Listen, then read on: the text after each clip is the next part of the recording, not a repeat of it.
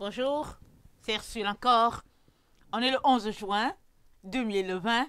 Alors je viens sonner la trompette aujourd'hui encore et je viens nous encourager à demeurer dans l'intimité avec le Seigneur Jésus-Christ et aussi à regarder dans les Écritures qu'est-ce que le Seigneur est en train de nous dire parce qu'on est dans les temps de la fin. On est dans les temps qui annoncent le retour de notre Seigneur Jésus-Christ. Amen.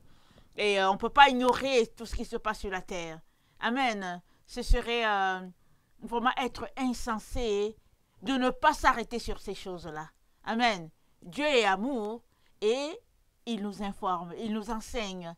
Il fait tout pour que nos écailles tombent. Maintenant, est-ce que nous voulons que ces écailles-là tombent? C'est à nous de faire aussi des efforts pour ôter ces écailles-là de nos yeux. Amen. Alors, je viens apporter la suite de la vidéo d'hier, à savoir dans leur cœur un même dessein. Alors, je viens avec une seconde vidéo et que le Seigneur vraiment puisse nous donner de saisir tout ce qui se passe afin que nous puissions mettre nos vies en sécurité. Amen. Parce qu'il y a encore le temps pour ceux. Parce que Jésus n'est pas venu, il y a encore le temps. On est capable encore, si on le veut bien, de quitter un camp, c'est-à-dire le camp du dragon, de se retrouver du côté du camp de la femme. Amen. Ou bien on est encore capable de quitter le camp de la femme d'Apocalypse 17 pour se retrouver dans le camp de la femme d'Apocalypse 12. Alors c'est un choix. Amen. Alors, je vais lire le passage d'hier, c'est-à-dire Apocalypse 17, le verset 17. Alors, car Dieu a mis dans leur cœur d'exécuter son dessein et d'exécuter un même dessein et de donner leur royauté à la bête jusqu'à ce que les paroles de Dieu soient accomplies. Amen. Et ça, c'était sur la vidéo d'hier. Ça, c'était concernant le peuple. Aujourd'hui, on va regarder qu'est-ce qui se passe avec les gouvernements. Alors, si on lit Apocalypse 17, le verset 12, c'est dit « Les 10 cornes que tu as vues sont 10 rois qui n'ont pas encore reçu de royaume, mais qui reçoivent autorité comme rois pendant 1 heure avec la bête. Ils ont un même dessein et ils donnent leur puissance et leur autorité à la bête. » Amen. Donc là, il y a d'abord des rois, des royaumes. Il y a 10 rois. Ils donnent leur autorité à la bête pendant 1 heure. Amen. Mais quand on regarde un peu la Bible nous parle que ce temps de purification, c'est un temps qui va durer 7 ans. Amen. Et nous devons comprendre que les prochaines 7 années, 2020, 2027, voilà, sont des années très, très cruciales, des années très importantes pour toi et moi. Amen. Inutile de fermer les yeux à cela. Inutile de ne pas réfléchir à cela. Amen. Et on sait bien que dans ces temps où nous nous trouvons, il y a beaucoup de choses qui se passent sur la terre. Alors, il y a certaines personnes qui pensent qu'ils font bien. Alors, ils collaborent avec tout ce qui se passe avec les gouvernements et tout. Il y a d'autres aussi qui disent non, les gouvernements ne vont pas diriger ma vie. Ma vie, c'est Jésus qui la gère. Et tout cela, Jésus a déjà parlé de cela. Et nous sommes en train de lire que les gouvernements, il y a 10 rois qui vont se retrouver pendant 1 heure. Ils vont donner autorité avec la bête. Ils vont donner leur autorité à la bête. Mais pourquoi il y a 10 rois? Est-ce que c'est parce que toute la terre est divisée en 10? En tout cas, Dieu seul, continuons de lire pour mieux comprendre. Mais si on va dans Daniel 7, nous avons cette information annoncée par le Seigneur depuis longtemps. Et, attendez, c'est Daniel 8, je suis désolée.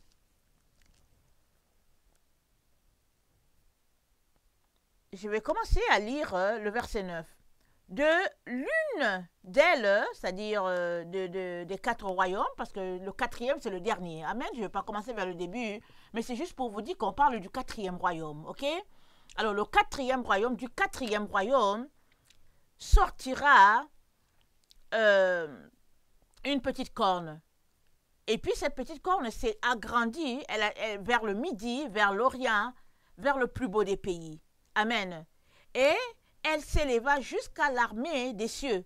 Elle fit tomber à terre une partie de cette armée et des étoiles, et elle les foula. Alors ça nous renvoie un peu au combat qui se passe dans Apocalypse 12. Ok, le verset 11 dit ceci.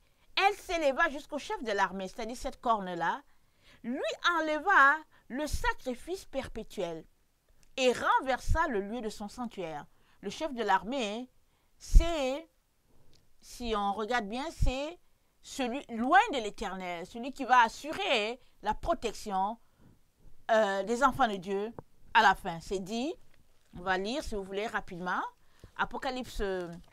Daniel 12 nous dit ceci, pour vous situer. Est-ce que c'est Daniel? Attendez. Mes papiers collent, mes feuilles collent. Attendez.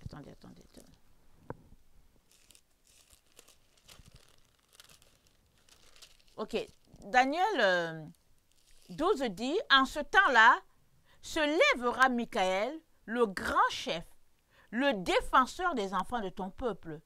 Et ce sera une époque de détresse, telle qu'il n'y a point eu de semblable depuis que les nations existent, jusqu'à cette époque. En ce temps-là, ceux de ton peuple qui seront trouvés inscrits dans le livre seront sauvés. Amen. Je veux m'arrêter là. Donc, ici au verset 11, il dit, puis il s'éleva, c'est-à-dire la petite corne, jusqu'au chef de l'armée, lui enleva le sacrifice perpétuel et renversa le lieu de son sanctuaire.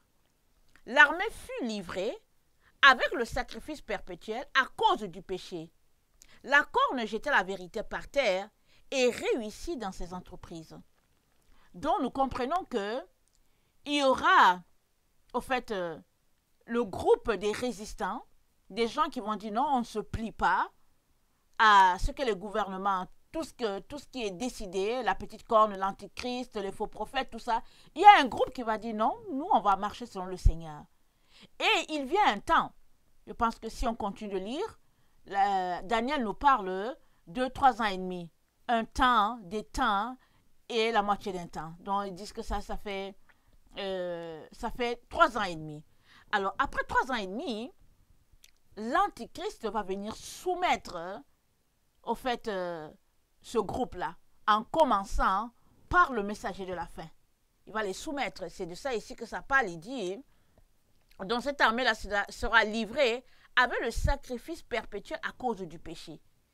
Donc la corne jettera la vérité par terre et réussira dans ses entreprises. J'entendis parler un saint.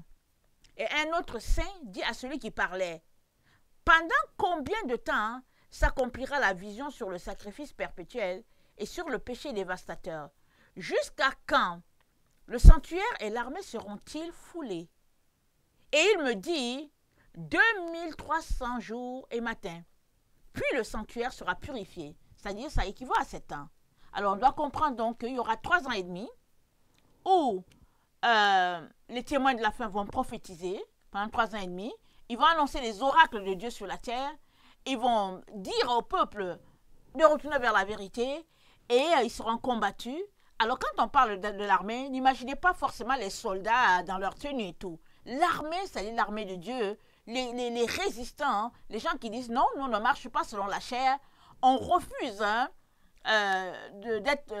d'être traités comme des animaux. On refuse la puce, on refuse. Donc voilà. Alors, il y a ce groupe-là qui va tenir par les paroles, au fait, des messagers de la fin. Et il y aura un bon groupe avec les médias. On sait que peu importe l'endroit où ils sont, alors ça sera sur toute la terre. Dieu va réveiller ses enfants. Et puis ceux même qui ne peuvent pas regarder, en tout cas en 3 ans et demi, ça aura le temps de faire le tour de la terre. On ne sait pas à quel moment précis ça va commencer. Mais quand ça va commencer, les gens pourront savoir que les enfants de Dieu qui lisent la parole sauront que on est vraiment dans les temps de la fin. On est dans les temps. Alors les sages et les intelligents vont se mettre du côté de la vérité. Ils se disent, si je dois mourir, je vais mourir. Amen. Alors, ça nous dit que ça va prendre 7 ans pour la purification du sanctuaire. Alors, il y a 3 ans et demi, les messagers de la fin prêchent.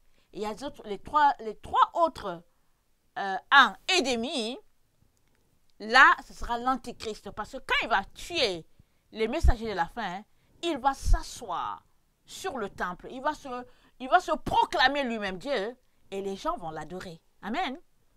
Et ce que nous sommes en train de lire, Dieu a mis dans leur cœur un même dessein. C'est de donner leur autorité à la bête. Alors, les rois donnent leur autorité pendant 1 heure à la bête. Alors, est-ce que c'est lors d'une conférence? Est-ce que c'est 1 heure de notre temps? J'imagine que oui. Est-ce que c'est lors d'une réunion? J'ai l'impression que oui. Alors, ils vont se réunir, ils vont donner leur autorité, ils vont donner, c'est comme on vote les gens et on les délègue pour aller agir en notre faveur. Alors, ces rois-là, toute la terre est réunie, avec un groupe d'autres personnes, ils auront un même dessein. Et leur dessein, c'est quoi? Regardons Apocalypse 17, le verset 12. Attends, pas le verset 12, le verset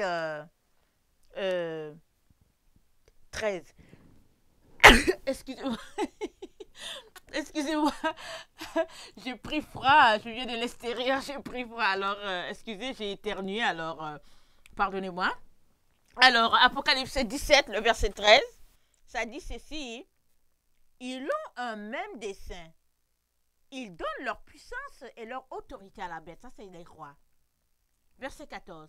Ils combattront contre l'agneau. Amen. Et l'agneau les vaincra.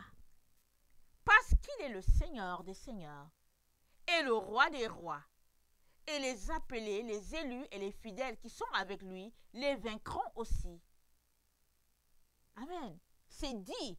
Ceux qui sont, l'agneau les vaincra. Ceux qui sont avec l'agneau le vaincront. Ils auront la victoire sur tout ce qui est en train de passer. Malgré le fait que les rois de la terre, un groupe d'enfants de Dieu que Dieu appelle prostituées, vont combattre l'agneau. Et Dieu dit l'agneau va les vaincre. Et ceux qui sont avec l'agneau aussi, ils vont vaincre. Alors, on va regarder. On connaît ce passage. Apocalypse 12, on le connaît. Apocalypse 12, le verset 10. Et j'entendis dans le ciel une voix forte qui disait, maintenant le salut est arrivé, et la puissance et le règne de notre Dieu, et l'autorité de son Christ, car il a été précipité, l'accusateur de nos frères, celui qui les accusait devant notre Dieu jour et nuit. Ils l'ont vaincu à cause du sang de l'agneau et à cause de la parole de leur témoignage. Ils n'ont pas aimé leur vie jusqu'à craindre la mort. C'est pourquoi réjouissez-vous, cieux, et vous qui habitez dans les cieux, malheur à la terre et à la mer, car le diable est descendu vers vous, animé d'une grande colère, sachant qu'il a très peu de temps. Alors, le diable est descendu jusqu'à vous, ça dit très peu de temps, ça dit 3 ans et demi, 3 autres ans et demi, et c'est là que les yeux de plusieurs vont s'ouvrir. Amen. Les yeux de plusieurs dits chrétiens vont s'ouvrir à ce moment-là. Mais maintenant où nous sommes, il y a plusieurs qui donnent leur autorité à la bête. Ils sont là, ils continuent de marcher selon une doctrine qui n'est pas de Jésus. Amen. Nous savons tous que depuis des siècles, ils nous ont enseigné une doctrine, la doctrine de l'Odyssée. Nous savons qu'il y a plusieurs qui ont été tués, qui ont été donnés aux lions. Parce que, par exemple, ils ont dit non, nous on ne veut pas adorer Dieu le dimanche. Parce qu'ils savaient que le jour du repos, par exemple, le jour de sabbat, c'est samedi. On a tué plusieurs, des générations, des milliers et des milliers, ils ont été tués. Et il y a plusieurs qui meurent sur la terre à cause de leur foi. Amen. Donc, ce n'est pas quelque chose de nouveau.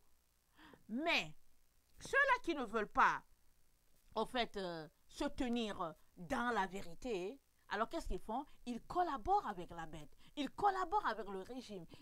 Tout a été étatisé, tout est organisé. Alors quand tu as une église, il y a un numéro et tout ça. Et puis bon, les doctrines ont été réécrites de manière à ce que les gens ne soient pas trop scandalisés. Et puis quand tu vas dans une église, on ne veut pas chasser les gens. Alors on essaie de prêcher de manière à ce que les oreilles, on chatouille les oreilles, les gens sont contents, ils rient, ils sont heureux. Et c'est plus un club social qu'autre chose. Alors ces gens-là, le Seigneur nous dit que, au fait, lui-même s'est organisé pour qu'ils aient un même dessein avec les autorités. Amen. Et nous sommes dans les temps où les églises seront encore réouvertes. Amen, ça sera encore réouvert. Et ceux qui n'ont pas saisi la vérité, ceux qui n'ont pas compris ce qui se passe, vont retourner dans les bâtiments, ils vont retourner s'asseoir là-bas et ce n'est plus Jésus qu'ils vont adorer. Même s'ils font leur culte en disant « Oh Dieu, nous t'aimons », ils seront désormais en train d'adorer l'Antichrist. Pourquoi? Parce qu'ils vont marcher selon l'évangile, comment on appelle ça, œcuménique. Parce que bientôt, il y aura une annonce qui sera faite. Je ne sais pas quand, est-ce que ça sera en septembre, à quel moment, je ne sais pas. Une annonce qui sera faite demandant à tout le monde de se plier à un gouvernement unique, une religion unique, tout est unique. Tous les autres qui vont dire non, nous on ne marche pas selon ça, non seulement ils n'iront pas au centre d'achat, ils ne pourront rien faire, c'est dit, ils ne pourront ni acheter ni vendre. Mais au fait, ils sont en train de se préparer, ils se disent ok, c'est pas grave. J'espère que tu es de ceux-là qui se préparent. J'espère que tu es de ceux-là qui n'est pas là en train de te vautrer dans la prostitution des églises et des religions parce que tu penses que tu fais bien. Il y en a même les dimanches, ils se retrouvent, ils prêchent, ils disent que oui, écoutons les autorités, et puis voilà, parce que les masques ont fait ceci, et puis comme si a fait comme ça. Tu t'arrêtes, tu te dis, mais où est passé notre Dieu? Où est passé notre Dieu? Amen. Alors c'est très important de saisir ce que Jésus est en train de nous dire. Parce que souvent, on lit la Bible, on lit l'Apocalypse, on ne sait pas dans quel temps on est. On n'arrive pas à se situer. Et ici, Dieu est en train de nous dire que il a mis dans leur cœur un même dessein. Et ce dessein, c'est qu'ils vont combattre l'agneau. Et il y a un temps marqué où la chose commence. Et ce sera quand les autorités, disons, ce gouvernement mondial-là, je ne sais pas si c'est par la voix du faux prophète, ils vont dire aux gens, ok, bon voilà, les églises sont encore réouvertes, voilà, comportez-vous comme si, faites ceci et puis faites cela. Les gens vont dire, ok, les églises sont encore ouvertes, allons-y, alléluia. Et ils vont retourner faire les mêmes choses, les mêmes bêtises, les mêmes abominations, les mêmes idolâtries. Ils n'auront rien changé. Pourquoi? Parce qu'ils n'ont rien compris pendant le confinement. Si avant ils ne comprenaient pas parce qu'ils ne prenaient pas le temps avec le Seigneur, ils étaient versés dans leur travail et puis etc., etc. Dieu est tellement bon qu'il a donné que sur toute la terre il y a eu confinement.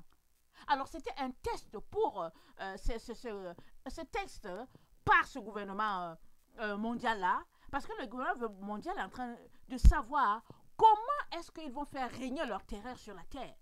Alors il y a eu une maladie qu'eux-mêmes ils ont créée dans les laboratoires, et puis ça a tué plusieurs, et puis finalement ils ont dit confinement. Il y a des endroits où il n'y avait même pas de maladie, on dit confinement.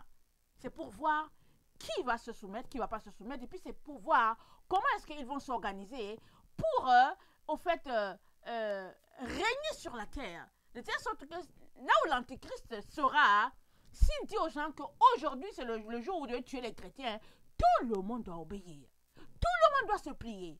Alors vous devez comprendre qu'on est dans les temps.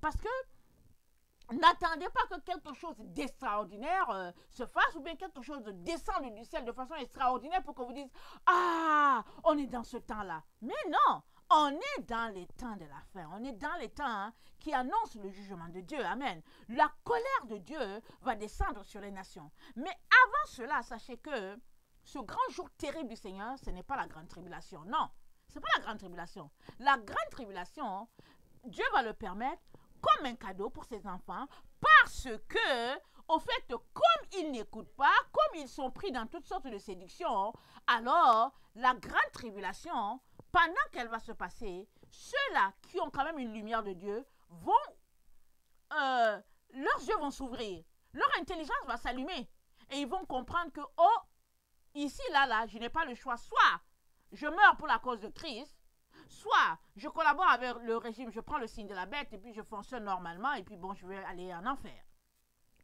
Alors, pourquoi est-ce que Dieu permet à ces gens-là d'avoir un même dessein? Sachant que Dieu est amour, on le sait très bien. Notre Dieu est un Dieu d'amour, un Dieu de bonté, un Dieu qui n'a cessé d'avertir ses enfants. Depuis l'Ancien Testament jusqu'à la fin. Depuis la Genèse, il annonce la fin. Amen. Il a annoncé la fin depuis la Genèse. Il a annoncé l'Apocalypse depuis la Genèse. Et nous sommes dans le temps où l'Apocalypse est en train de se vivre parce que Genèse 3, verset 15 est en train de se vivre pleinement. On est dans le temps où Apocalypse 12 est en train de se réaliser. Comprenons que Apocalypse n'est pas par ordre chronologique. Alors, on est dans le temps où il y a un combat qui est en train de se passer et le combat, c'est Apocalypse 12, où le dragon est en train de s'opposer avec la femme, la doctrine de Christ. Bon, maintenant, saisissons qu'il y aura un moment où le point sera culminant. Amen. Ce moment-là, on vient de le lire dans Daniel 8, où en fait le sacrifice perpétuel sera piétiné et puis le chef que Dieu appelle chef de l'armée, le témoin de la fin sera malmené, tué et tout ça. Dieu a prévu comme ça. Et tout ça aussi, ça marque aussi la fin d'une chose, le début de l'autre. Ça doit arriver. C'est des choses qui doivent arriver. Alors comprenez que ça doit arriver. Maintenant, si tu sais que quelque chose va arriver, il est important que tu te mettes du bon côté. Parce que Jésus ne cesse de nous dire que l'agneau va les combattre et il aura la victoire. Parce qu'il est le Seigneur des Seigneurs et le Dieu des dieux. Il y aura la victoire du côté des messagers de la fin. Parce qu'ils sont là, il y a un messager qui est là, qui proclame le retour du Seigneur. Il y a les 144 000 qui sont là. Et Dieu est en train de faire son œuvre sur la terre, il est en train de parler. Malheureusement, il y en a qui se pensent souvent intelligents plus que Dieu, qui se pensent sages plus que Dieu. Alors ils décident, ils se disent, bon, on va agir comme ça, et puis quand le moment va venir, on va réussir à se sauver. Mais malheureusement, c'est pas ça. Amen. Excusez-moi, j'ai fait bouger mon micro. Malheureusement, c'est pas ça. Parce que si tu continues de t'amuser avec l'autorité qui va contre Dieu, alors tu seras pris à ton propre piège. Alors, Romains 1, le verset 22 à 32 nous dit ceci. Romains 1.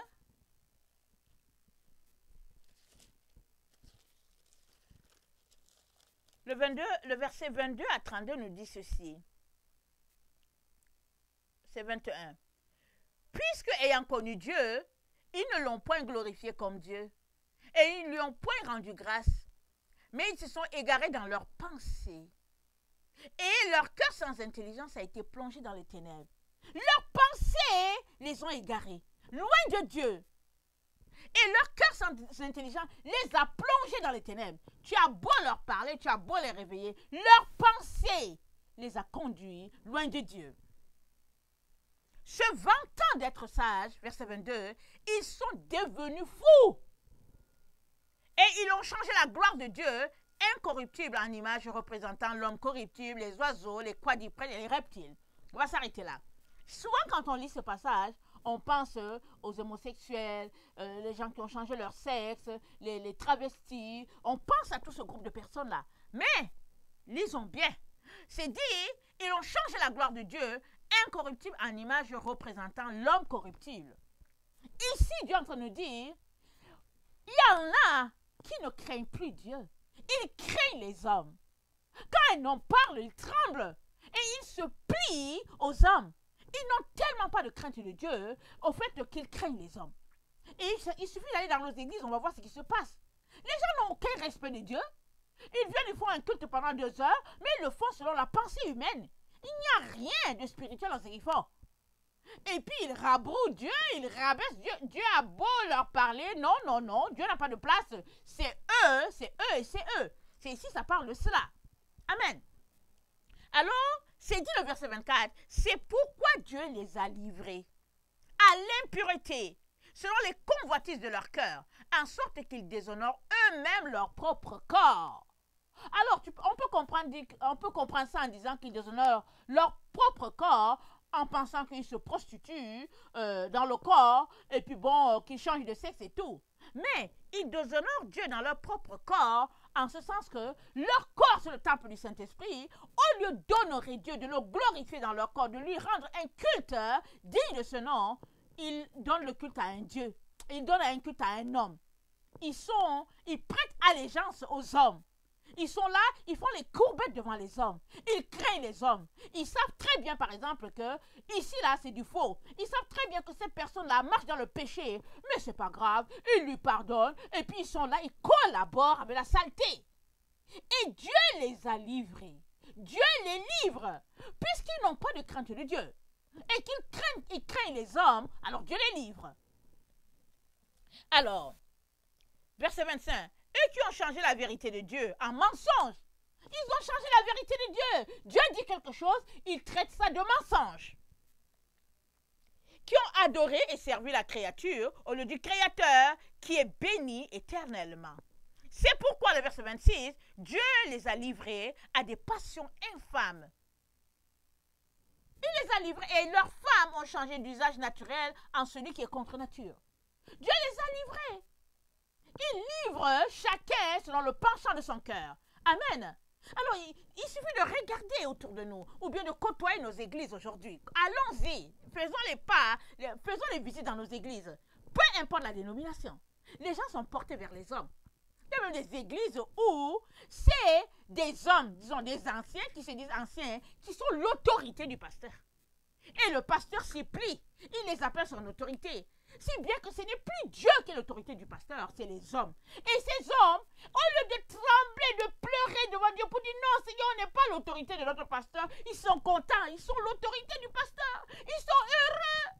Ils se réjouissent du fait qu'ils sont une autorité et qu'ils sont l'autorité du pasteur. Quelle abomination! Et quand j'en parle, j'ai envie de vomir. Mais voilà où on est rendu. Dieu les livre. C'est pourquoi Dieu livre cette bande-là.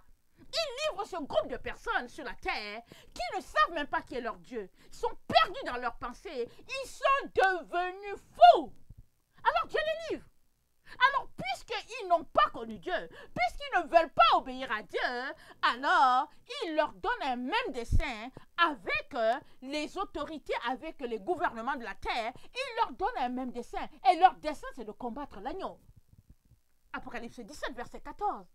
Et Dieu nous dit, l'agneau va les vaincre. Parce que ce groupe-là, qui marche selon les doctrines de l'agneau, ils n'ont pas peur de la mort. On vient de le lire. Ils n'ont pas peur de la mort. On dit, Apocalypse 12, ce sont des gens qui vont mourir physiquement, mais ils n'ont pas peur. Parce que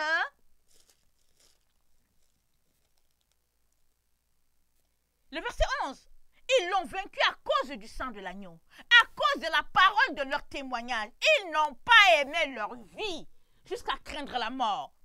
C'est pourquoi réjouissez-vous, cieux. Et vous qui habitez dans les cieux, il y a un groupe sur la terre qui ne va pas se plier à l'antichrist, le faux prophète et le dragon. Il y a un groupe qui va dire non. Et s'il vous plaît, je suis de ce groupe-là. Alléluia. Je suis de ce groupe-là. En tout cas, je n'ai pas peur de la mort. Si je dois mourir pour Christ, je mourrai. Mes enfants avec. Amen. Il est très important qu'on puisse confesser ce que Jésus a dit. Moi et ma maison, nous servirons l'Éternel. Je suis du groupe des gens qui suivent l'agneau. Je le confesse et je le confesserai toute ma vie. Amen. Il est important qu'on le sache. Il est important qu'on vive et qu'on entraîne nos enfants à savoir que ils vont mourir pour Christ.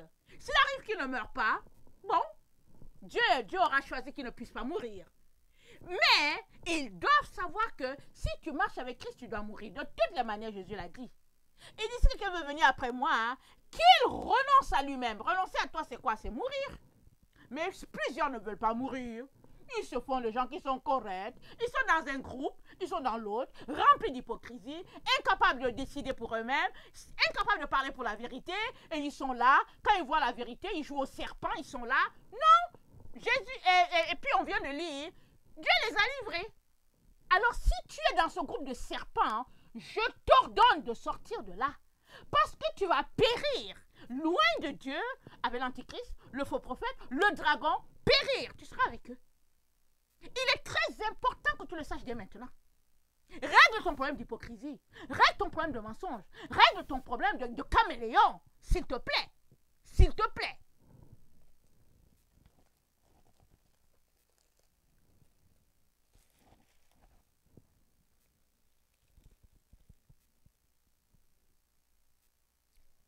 Verset 29.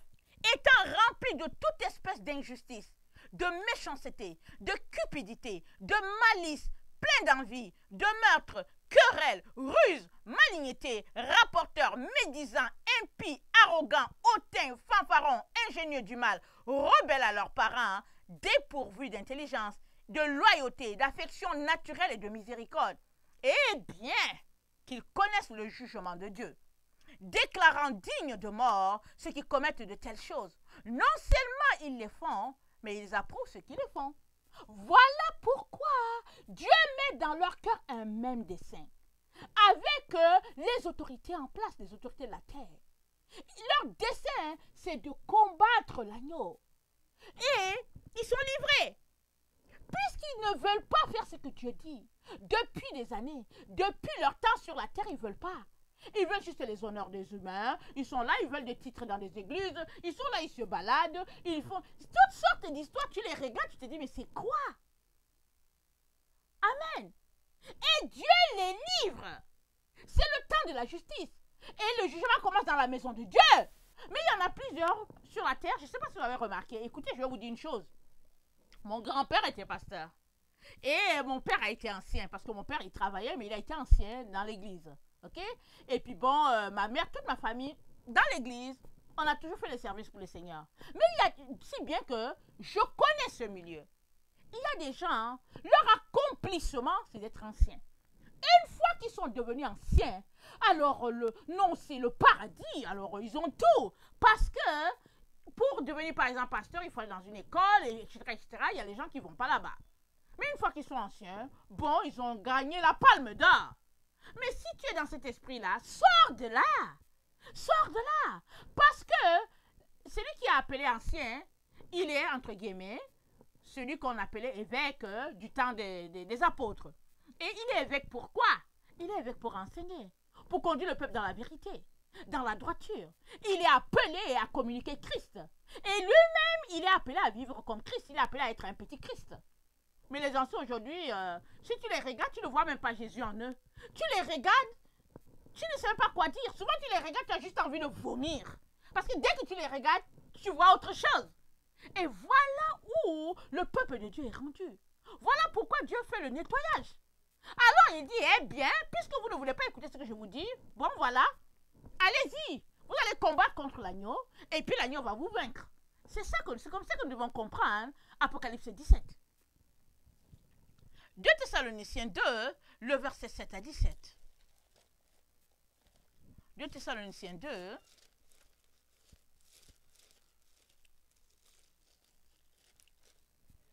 le verset 7 à 17. Car le mystère de l'iniquité agit déjà. Il faut seulement que celui qui le retient encore ait disparu. Et alors paraîtra l'impie, que le Seigneur Jésus détruira par le souffle de sa bouche et qu'il anéantira par l'éclat de son avènement.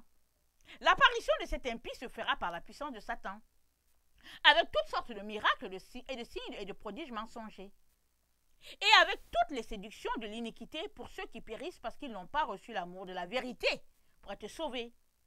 Aussi Dieu leur envoie une puissance d'égarement pour qu'ils croient au mensonge, afin que tous ceux qui n'ont pas cru à la vérité, mais qui ont pris plaisir à l'injustice soient condamnés.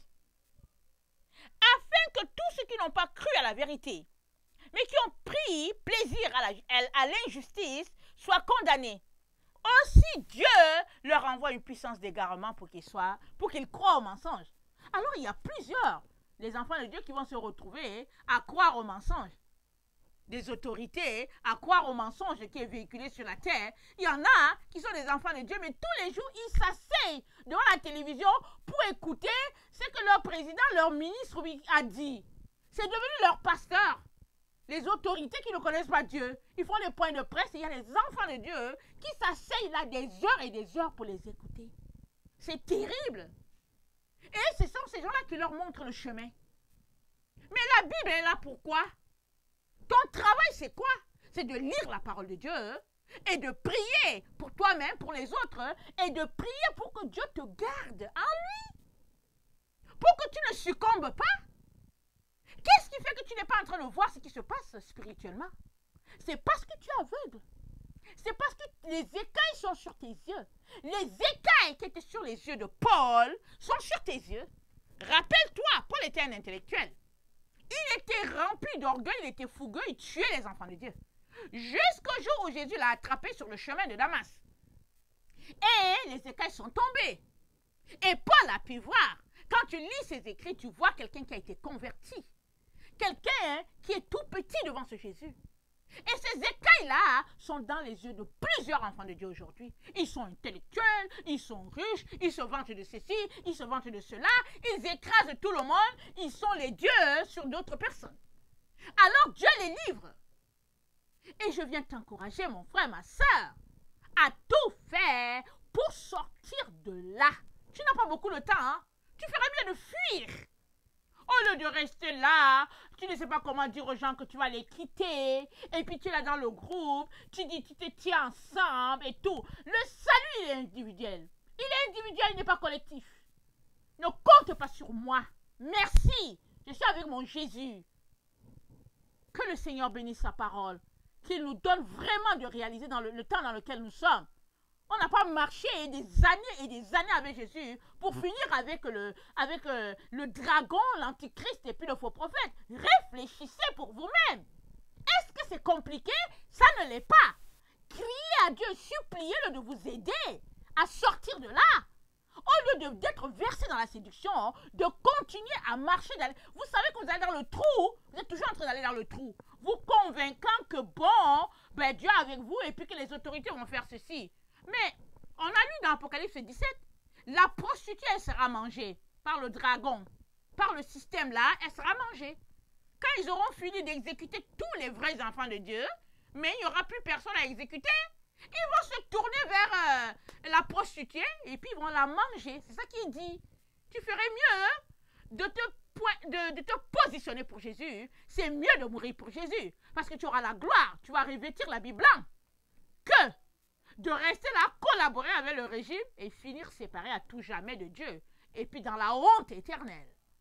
Que le Seigneur bénisse sa parole, qu'il nous donne d'être fougueux pour lui, rempli de feu, rempli d'énergie et de ne craindre personne. Que son nom soit béni à tout jamais. Maranatha, Jésus revient pour ses enfants, pour ses fidèles serviteurs. Que son nom soit béni. Amen.